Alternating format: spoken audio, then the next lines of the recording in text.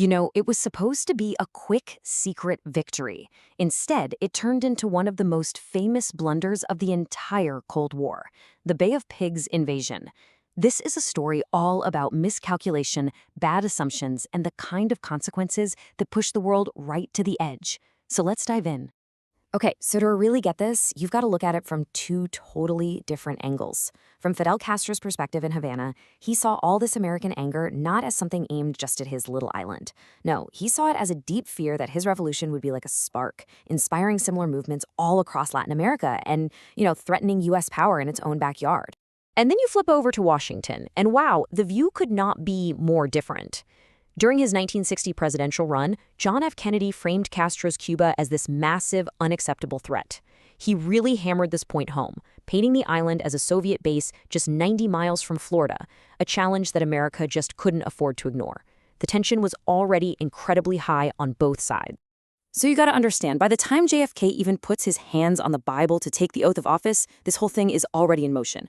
His predecessor, President Eisenhower, had already cut all official ties with Cuba. This was a response to Castro taking over American businesses and getting cozier with the Soviet Union.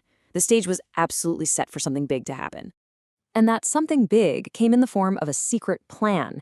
It was actually authorized by Eisenhower but inherited by the brand new Kennedy administration.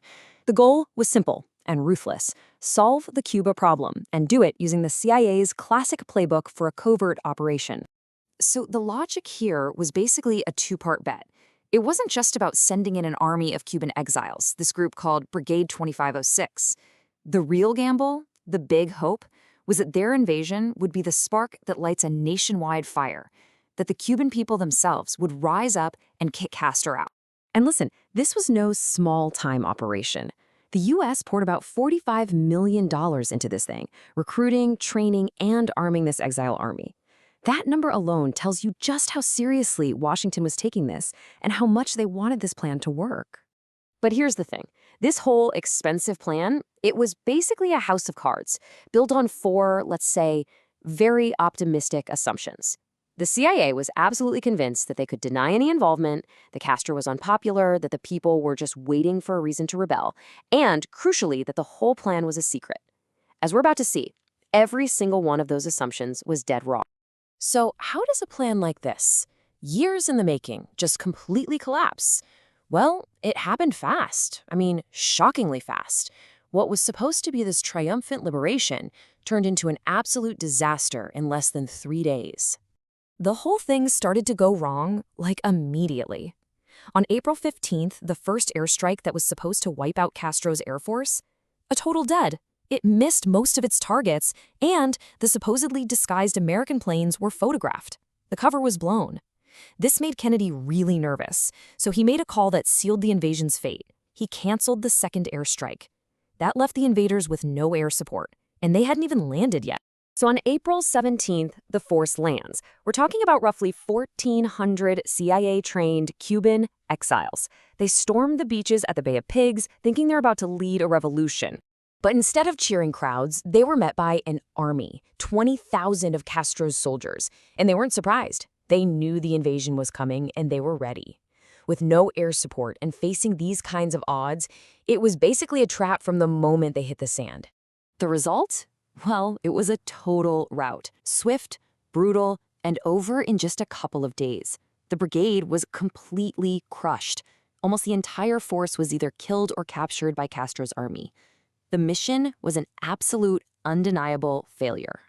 So back in Washington, you can imagine the scene. Total chaos. Everyone's asking the same question. How on earth did this go so spectacularly wrong? The official investigations that followed painted a really grim picture of just how flawed the strategy was from the start. I mean, the gap between what they thought would happen and what actually happened, it's just staggering. The CIA assumed it was a secret. Nope. Castro knew all about it. Partly because the exiles were talking about it all over Miami. They assumed Castro was weak. In reality, he was pretty popular. They bet the entire farm on a popular uprising that just never happened. And they counted on air support that got canceled at the worst possible moment. And you don't have to take my word for it. The U.S. government's own internal report was brutally honest. This quote right here says it all. The whole idea of secrecy was a joke. The press had been writing about the exiles training in Guatemala for months. The idea that the U.S. could just deny being involved was, like the report says, a pathetic illusion. Okay, but here's maybe the weirdest twist in this whole story. Kennedy goes on TV, takes full responsibility, and basically admits he misled everybody. And what happens? His approval rating actually goes up. It seems that for a lot of Americans, deep in the Cold War, they just gave him credit for trying to take out a communist government so close to home. So Kennedy might have been fine with American voters, but on the world stage? The fallout from this was massive. This didn't cool things down, it poured gasoline on the Cold War fire. The consequences of this failure would be felt for years to come. For the United States, it was just a total public embarrassment. It made America look incompetent and like an imperialist bully. But for Castro? Man, this was a huge win. It was a true David versus Goliath story that made him a legend, strengthened his grip on power, and really united the Cuban people behind him. And this is maybe the biggest irony of the whole thing. The operation that was designed to get rid of a Soviet-friendly neighbor, it ended up creating a super-powered one. Feeling totally exposed, Castro officially declared himself a communist and ran straight to the Soviet Union for protection. And Moscow was more than happy to help, sending weapons, advisors, the whole shebang. And that leads us to the most terrifying consequence of the Bay of Pigs. Castro himself basically said it. This failed invasion is what directly led to the Cuban Missile Crisis just a year later. From his point of view, letting the Soviets put nuclear missiles in Cuba was the only way to stop the U.S. from trying to invade again, which now seemed totally inevitable.